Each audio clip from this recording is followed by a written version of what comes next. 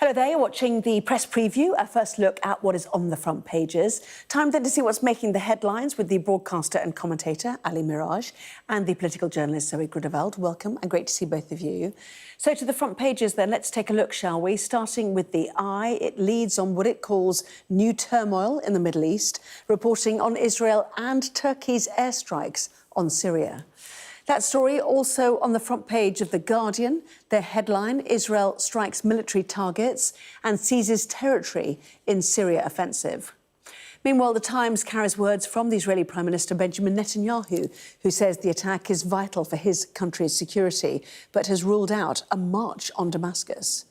Hunting Assad's torture squads, that is the Mirror's headline, who say rebels in Syria are drawing up a hit list of ousted Bashar al-Assad murderous torture squads. On the front of the Express, a tribute to the only UK diplomat to be killed on public service, Rebecca Dykes, after her mother was presented with the new Elizabeth Emblem Honour by King Charles. The Daily Mail leads on medical misogyny in the NHS after a report revealed women are enduring painful gynecological conditions, with doctors often dismissive of patients' pain. The Metro reporting that the alleged New York assassin was found with a 3D printed pistol, which couldn't be traced by authorities because it was homemade. The Telegraph's lead story, how new prisons will be forced through the planning process by Angela Rayner under powers that allow objections of towns and villages to be overturned. The FT has an in-depth piece explaining why so-called structured finance transactions are proving so popular in America. The Sun claims that model Kate Moss has split from her boyfriend of 9 years. And The Star has harsh words for the boss of Thames Water, who's defended senior figures at his firm after they shared £770,000 in bonuses. A quick reminder, don't forget to scan the QR code you'll see on screen during the programme, and you can check out those front pages while you listen to our guests. So let's head to Ali and to Zoe. Welcome to both of you. You know, what's happening in Syria is truly extraordinary. So too, what Israel and Turkey are doing in terms of strikes, strategic strikes, opportunistic, one might say, Zoe. So what is The Guardian reporting for the paper? Yes, so The Guardian is talking about Israel's incursion into Syria, particularly it's intensifying its offensive, so it's striking military targets across the country. It says it's keen to destroy the strategic capabilities that threaten the state of Israel, so this is weaponry. They're talking about also the Navy specifically as well. But of course, this is causing concern across other parts of the Middle East. So there are plenty of states, Turkey, Saudi Arabia, who have warned against this kind of action from Israel, saying it could unsettle Syria when it's already in a very destabilised and particularly precarious part of its history. And of course, Netanyahu has taken this opportunity, as you say, to try and destroy some of those military capabilities within the region. But there are concerns about what this will do and whether this will trigger a much wider conflict. You know, the region is really on the precipice now. You know, we are seeing that the West is being very, very careful in its wording about what it wants next. You know, there was talk today, Pat McFadden, the cabinet minister, about potentially reviewing their prescription of some of the rebel groups that have tightened their hold on the region. So while the West is acting like this, Israel is, you know, really, really going in and trying to strengthen its position there. And it just makes this whole situation much more precarious. Well, indeed, the British-based Syrian Observatory for Human Rights suggests that since the fall of Assad's government, Israel's Air Force has carried out more than 300 airstrikes against research centres, arms depots and military infrastructure across Syria, as well as a naval base, which is on the front page of The Times, and in fact the FT, which we'll come to in a minute. Extraordinary photograph there on the front page of The Times, Ali. Yes, look, they're attacking Latakia base. They've taken out a number of vessels there, but also they are attacking strategic strongholds of weapons, particularly chemical weapons. Now, Israel Katz, the Israeli defense minister, is saying the pretext for doing this is that they can't afford to wait like people in the West can for what might happen in Syria. This is an unstable situation. There are not just one rebel group here where everyone's getting excited about al-Jilani, but there are many other groups involved in this. The Turks are supporting the Syrian army, because they're worried about the Kurdish threat. The Israelis are worried about weapons falling into the wrong hands. And this is the first time that Israel since the Yom Kippur War now is going into Syrian territory on the side of the line in the Golan Heights and potentially further. Now, they're saying they're not marching to Damascus. But they're not far off, though, are they? Well, yeah. Israeli troops, again, according to the Monitor, suggesting they were 15 miles southwest of Damascus. That's not our beef, is what they effectively said today, did they not? But anyway, sorry, I interrupted you. No. They're saying it's not. But then the Turks are coming out and saying, well, look, this is a typical acquisition approach by Israel. And we know that there are some hardliners in Netanyahu's government who would quite like to take some Syrian territory. And let's not forget that Benjamin Netanyahu's just started his corruption trial today as well. So it's not unhelpful. You're suggesting this is diversionary? Would I ever suggest such a thing? But not unhelpful timing. OK, fascinating, but, really extraordinary pictures there. Israel blitzes arms silos and sinks navy in Syria, the front page there of The Times. We have no intention of interfering in Syria's internal affairs, but we clearly intend to do what is necessary to ensure our security, said Netanyahu, the Prime Minister, today. Turkey, Saudi Arabia and the United Arab Emirates were among those who condemned Israel's actions. But what it means for the whole, just sticking on Israel's actions, you've got a weakened Hezbollah, a weakened Hamas, you might argue a weakened Iran because it's losing its proxies.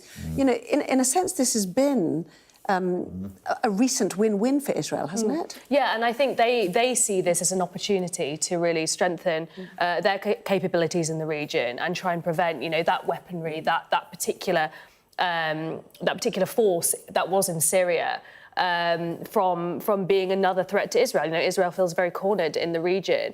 But I think there is increasing concern internationally about Israel and the ramping up of its behaviour in this conflict. And I think there are worries now, with Western neighbours and Western allies to Israel, that doing so destabilises the region even more and makes it very, very difficult. Everyone's looking to Trump presidency in January and what that will mean for the region. We know that Trump is very pro-Israel, but actually isn't very interested in getting the US involved in any wars or any conflicts. So while Israel might feel bolstered by the prospect of Trump coming in and supporting them, there is also a question about what this means for wider conflict in the area. And of course, as you say, there's Russia, there's Iran. Trump isn't interested in getting into any conflict with these parties. So I think it's going to be very interesting to see how this plays out. And we already can see that the language coming specifically out of the government here is that, they want the Syrian people to have a government that is chosen by them, and they are looking to potentially, reviewing their prescription of certain groups and wanting to have a constructive working relationship with the group that do form the government, depending on what that may be. So it is difficult for Israel. It's not necessarily the case that they have all their allies behind them. It's going to be really difficult, though, following on from what you just said, Zoe, to have a situation where the Syrian people can really determine their own future when there are so many outside parties, right? So you not only have the neighbouring states, of which there are 5, all with their own interests around this, Turkey, Iraq, Jordan, Israel and Lebanon, but you also have Russia that's got a strategic port there at Tartus, which is very important for Russia because it has missiles there and other weaponry to be able to attack NATO states if it should ever want to do such a thing. So this is all very flight to fraught. Central Africa, which is another key strategic. Well, indeed, but exactly they could do that, but obviously this is a very strategically important base for the Russians, and the Turks as well feel that they are on the march and they've done quite well. Well, let's look at the eye in the context of Turkey then. New turmoil in the Middle East as neighbours launch attacks inside Syria. Turkey's intelligence agency destroying 12 trucks loaded with missiles and heavy weapons. 2 tanks, ammunition stores as well, being transported by the Kurdish YPG militia in northeast Syria.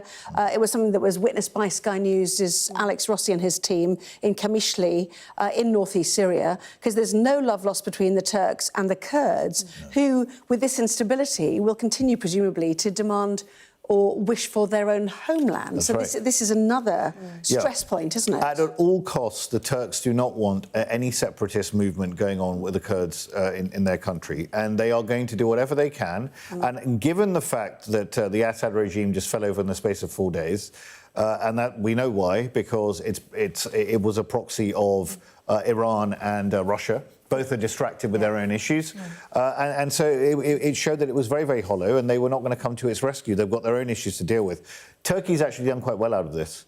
and they will be trying to do everything they can. So this is the danger here. When everyone gets getting excited about some unified rebel alliance, it's not unified. This is the Turkey bombing Kurdish weaponry in Kamishli that we're looking at there, and Alex Rossi's seeing, I mean, live ammo still on the ground, and mortars and everything. So anyway, I do worry about this.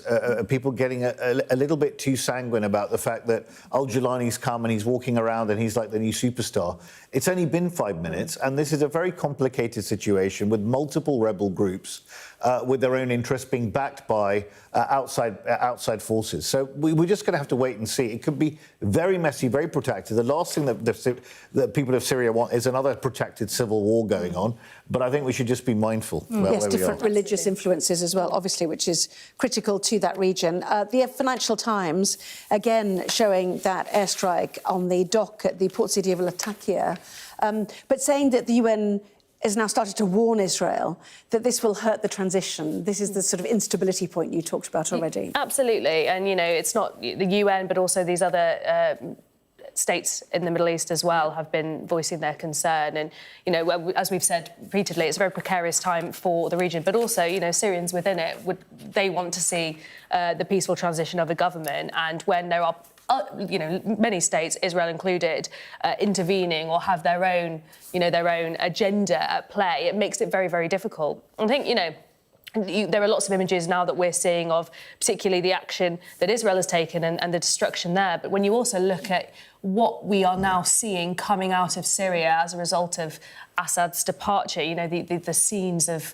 the morgues, the prisons, it's just so much destruction in this region. And it would be great to think that now that regime has fallen, we might start to see peace. But, as Ali said, there are so many interested, conflicting parties that it becomes deeply complicated. And who pays for the rebuild? Gaza, Lebanon, absolutely. Now Syria. It's such a mammoth task ahead, isn't it? Lots more still to come in the next part of our programme, including the Deputy Prime Minister wants to allow prisons to be built on Greenbelt lands, even if councils voice their objection. Discussing that next.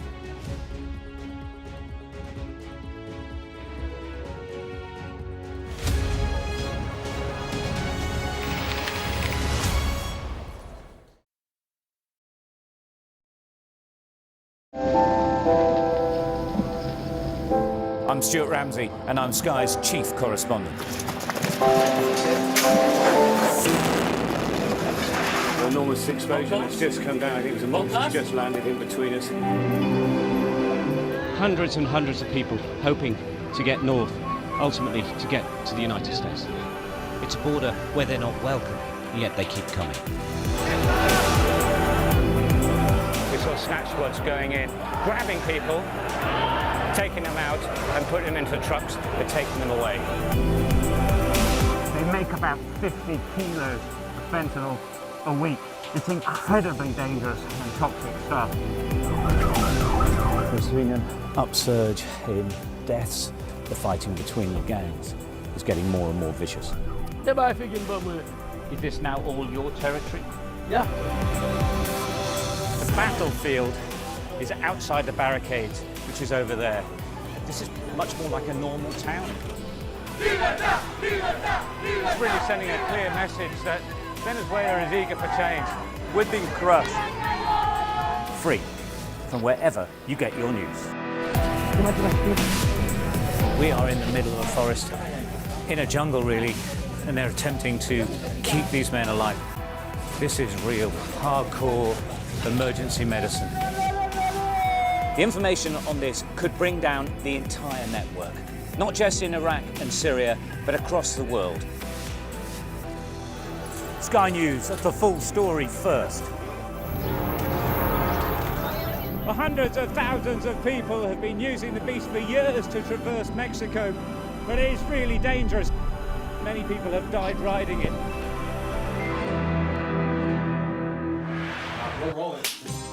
Welcome to the world.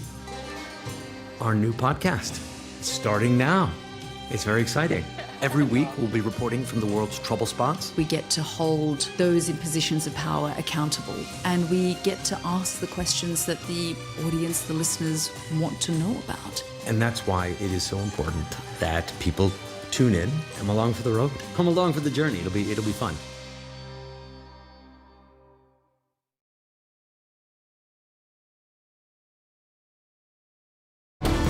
Jubilation in the streets, while some emotional.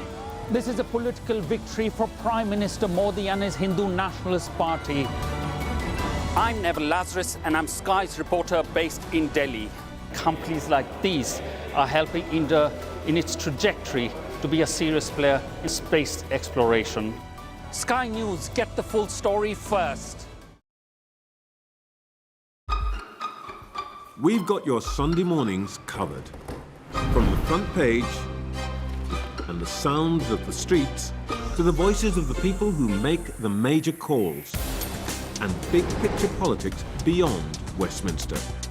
We'll put you at the heart of our story. A new start to Sunday. I'm ready. Are you?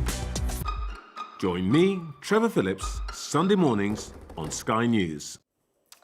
Welcome back. You are watching the press preview with me once again, Ali Miraj and Zoe Grünewald. Let's go to planning, shall we? 2 stories, 2 papers. Daily Telegraph on prisons and The Times. Rayner clears a greenbelt the size of Surrey for housing. Ali, why don't you pick up on this one then?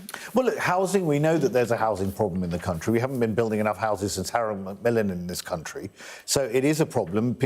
So many people can't get onto the housing ladder. We know that in our country, it's something culturally deeply embedded within us that we want to own our own home, and that's all to be applauded.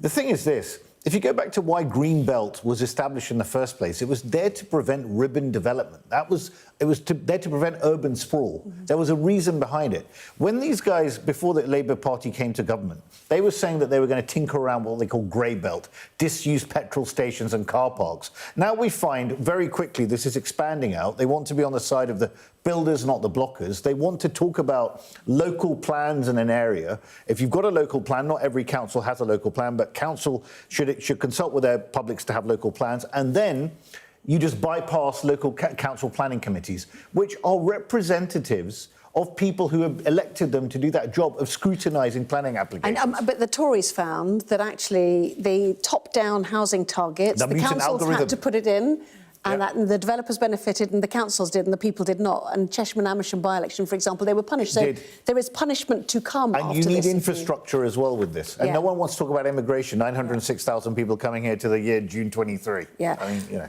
Daily Mail front page, though, if you don't mind, which is another indication of an NHS in stress, but specifically for women left in medical agony, as it says. Yes, so this is a report that, I mean, it probably won't come as a surprise to most women hearing this, actually. Doctors have a poor understanding of women's health, meaning they fail to recognise symptoms and are dismissive of patients' pain. And they talk about this particularly within the realms of gynecological conditions, so things such as heavy periods, endometriosis, and they talk about how people suffer with discomfort because they don't have the right language, doctors don't have the right language, and they tend to minimise women's pain as well. And I think this is something we've been talking a lot about recently. You know, there was that big report that Sky did and other publications did into maternity wards and how women's pain was often dismissed there and they weren't getting good quality care. I think often when the NHS or healthcare services are in crisis, it is more vulnerable groups who don't necessarily always have the language or the recognition, who are often victim of things like this, where doctors don't have the time, they don't have the training, and therefore people, you know, experience poor medical care. And, you know, half the population have to go through gynecological procedures, they have to deal with this. So it's a real wonder why we are still talking about this in this day and age when we know that women have been discussing these problems for a long time. Yeah, it's an interesting choice for the Daily Mail to lead on that, isn't it? And just very quickly, I'm going to read it out loud because we're running out of time. It's the Metro. More than half of young drivers admit to illegal phone use behind the wheel, according to a survey. Illegal phone use is rising, according to the RAC. We'll talk about that next time, shall we? Ali Miraj, Zoe Grünewald, lovely to see you both. Thank you. See you for more in the 11. Here is the weather. Well, high pressure will keep things fairly settled this week, if cold, but for some there will be a lot of cloud around. England and Wales will have a rather cloudy and breezy start tomorrow. Drizzly outbreaks in the south. Elsewhere, a widespread sharp frost under clear skies, some freezing fog patches. That fog slow to lift through the morning, lingering in some places where it'll stay close to freezing. Some sunshine, though, best across Scotland. Southern Britain will be grey and breezy again. Drizzly rain possible in the far south. Shetland, dull and damp, in case you live there. Well, our press preview continues in Sky News at 11. Syrians tell of their search for loved ones snatched during decades of dictatorship after the fall of Bashar al-Assad.